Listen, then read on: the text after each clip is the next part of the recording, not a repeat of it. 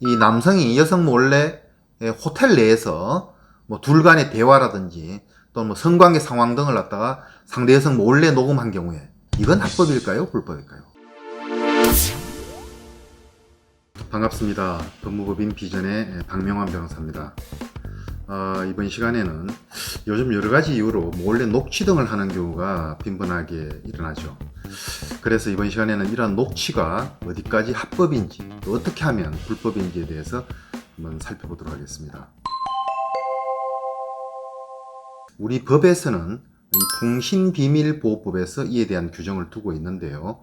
우리 통신비밀보호법 제3조에서는 이 공개되지 아니한 타인 간의 대화를 녹음하는 것을 금지하고 있습니다. 이를 위반하면 의외로 형이 상당히 셉니다. 1년 이상 10년 이하의 징역형에 처하도록 규정을 하고 있습니다. 즉 벌금형이 없어요. 보통은 근데 집행유예형이 일반적으로 선고가 됩니다.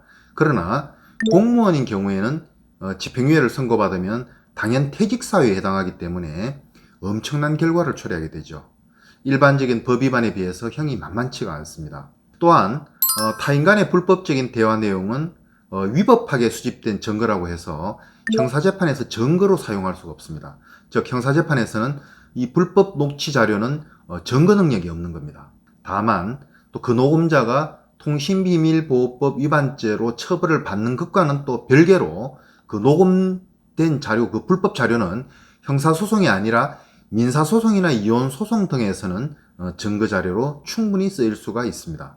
예를 들자면 불법으로 녹음된 불륜 자료라도 이혼소송에서는 그 불륜을 입증하는 증거자료로 쓰일 수가 있고, 또 불법으로 녹취된 통화 내역은 예를 들어 대여금 소송 같은 데서 돈을 빌려준 사실을 입증하는 증거자료로는 쓸 수 있다는 말입니다. 또 이 통신비밀보호법상 합법이라 할지라도 경우에 따라서 이해할 만한 상당성이 없으면은 경우에 따라서는 음성건이나 사생활 비밀 침해를 이유로 민사상 불법 행위로 인한 손해배상 책임을 추궁당할 수가 있습니다.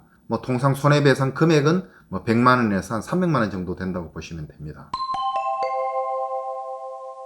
자, 이제 이 통신비밀보호법, 즉 통비법의 한정에서 한번 살펴보기로 하겠습니다. 이 통비법상 불법이 되기 위해서는 공개되지 아니한 타인 간의 대화를 녹음했을 때입니다.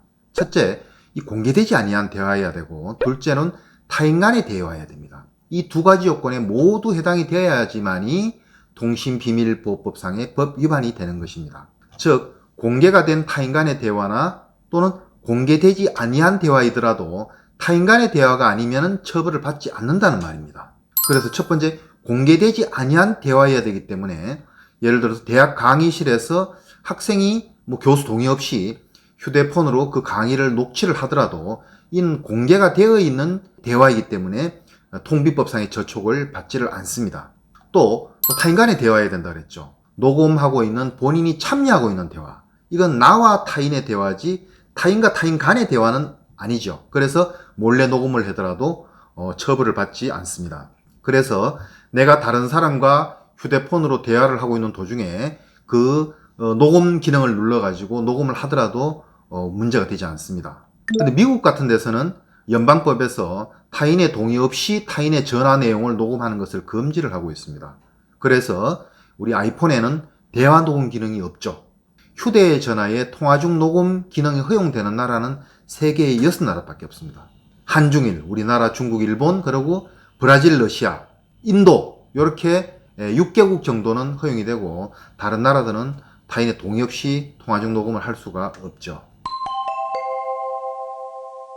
자, 이제부터는 실제 문제가 많이 되는 몇 가지 사례를 들어서 한번 살펴보겠습니다. 첫 번째, 이 배우자가 이 불륜을 하는 것 같아요. 그래서 불륜 증거를 찾기 위해서 차량이라든지 집안에 녹음기를 몰래 설치해서 배우자와 상대방 간의 대화 내용을 녹음한 경우, 이건 합법일까요? 불법일까요?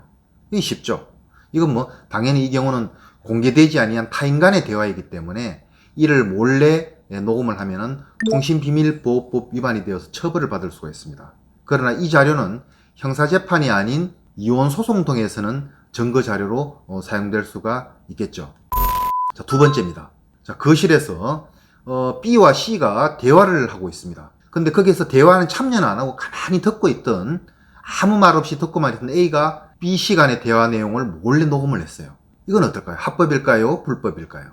이 경우에 A는 대화 참여자는 아니죠.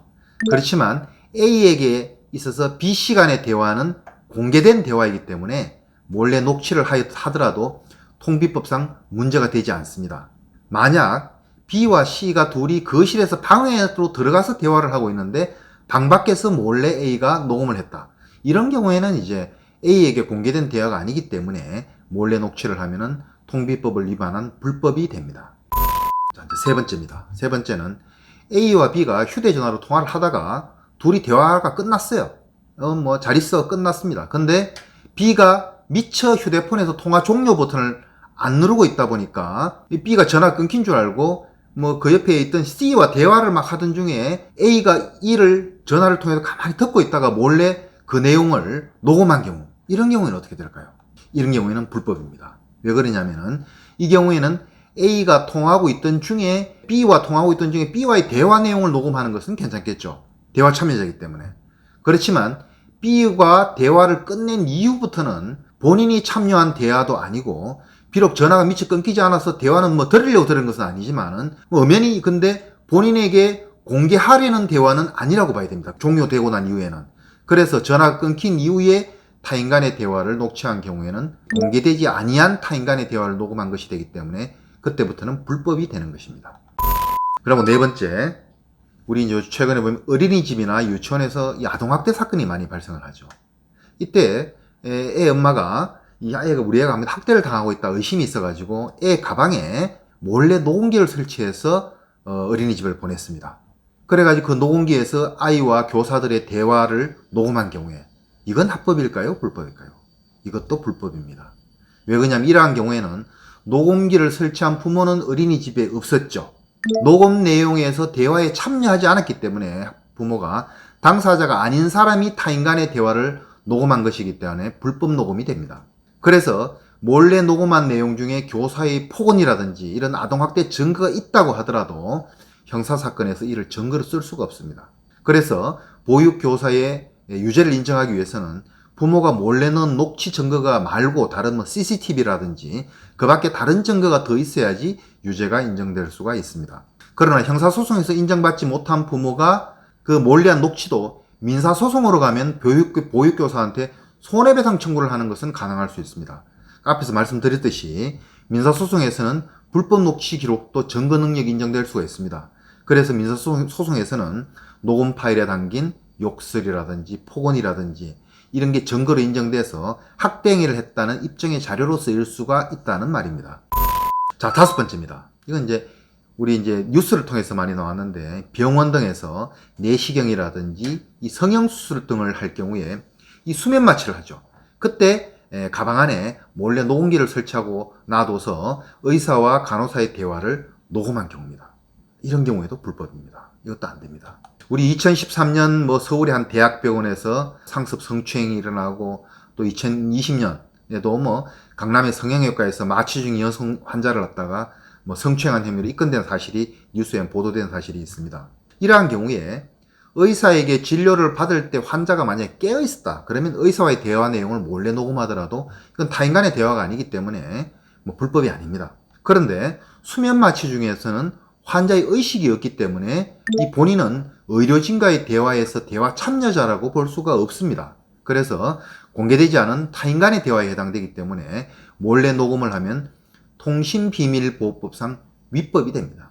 위의 사례들에서는 병원에 CCTV가 요행이 있어서 이 증거로 인해서 처벌이 가능했던 그런 사안들이었죠. 그러나 이러한 사례에서 녹음한 사람이 위법으로 인정이 되어서 처벌받은 사례는 아직까지 없습니다. 검찰에서 이러한 경우에 녹음한 환자를 통신비밀보호법 위반으로 기소를 한 적이 없었던 것으로 저는 알고 있습니다. 그래서 최근에는 수술실에 CCTV를 의무적으로 설치해야 한다는 그런 주장이 나와서 법률안으로도 올라왔었죠. 그런데 의료단체들이 진료 위축이라든지 개인정보 보호 등의 이유로 해서 반대를 해서 결국 통과가 안 되었습니다. 의사가 환자 모르게 요즘은 대리 수술을 시키는 경우도 언론에서 보도가 되고 있고 해서 앞으로는 CCTV를 설치해야 한다는 주장이 많은 설득력을 얻고 있습니다. 향후에는 어떻게 될지 한 번 더 지켜보죠. 마지막으로 6번째입니다. 이 남성이 여성 몰래 호텔 내에서 뭐 둘 간의 대화라든지 또는 뭐 성관계 상황 등을 갖다가 상대 여성 몰래 녹음한 경우에, 이런 경우에는 어떨까요? 이런 경우에 합법입니다. 왜냐하면 성관계를 몰래 촬영을 하면은 처벌이 되지만 음성만 몰래 녹음하는 것은 현행 통신비밀보호법상 타인 간의 대화가 아니기 때문에 처벌이 안 됩니다. 즉 도촬은 처벌이 되지만 도청은 처벌이 안 되는 거죠. 이 도촬은 성폭력범죄처벌법에서 처벌 규정을 두고 있습니다. 그러나 도청은 통신비밀보호법에서만 규율을 하고 있는데, 통비법상 이러한 경우에는 녹음자인 남성 본인이 대화 참여자로 들어가 있기 때문에 타인 간의 대화가 아니어서 현행법상 위법이 아닙니다. 그런데 이러한 음성 파일도 불법 영상물과 마찬가지로 상대를 협박하거나 다른 불법의 용도로 악용될 소지가 있기 때문에 이를 처벌해야 한다는 그런 목소리가 있습니다. 최근에는 이러한 성관계를 몰래 녹음하는 행위도 처벌하자는 그런 성폭력범죄처벌법 개정안이 현재 국회에 법안으로 발의되어 있는 것으로 저는 뉴스를 통해서 최근에 들었습니다. 그러나 이 법안에 대해서도 반대의 의견들이 있긴 합니다. 분명히 합의하에 성관계를 했는데 나중에 상대가 성폭력이라고 주장하면서 무고를 했을 경우가 있다는 거죠. 이런 경우를 대비해서 녹음해 두는 경우가 있는데, 이러한 경우는 정당한 거 아니냐는 거죠. 즉 합의하에 성관계를 갖고도 억울하게 성범죄자로 몰리는 것을 막을 수 있는 수단이 사라진다는 겁니다. 즉 거짓 미투라든지 꽃뱀에 대한 적절한 대응 방법이 없다는 소위 뭐 그런 논리를 펴고 있습니다. 제가 보기에는 그렇다고 하더라도 이러한 상대의 동의 없이 몰래 이루어지는 성관계 녹음은 허용되어서는 안 되리라고 봅니다. 다른 정황증거 등을 통해서 자신의 무고를 입증하도록 하는 것이 온당하지, 그것도 많은 다수의 여성 피해자들을 보호하는 것이 우선시 되어야 하리라고 보여집니다. 자, 오늘은 녹취적 도청과 관련한 통신비밀보호법에 대하여 살펴봤습니다. 잘 참고하셔서 법을 잘 몰라서 뭐 처벌이라든지 억울한 피해를 당하시지 않기를 바랍니다. 감사합니다.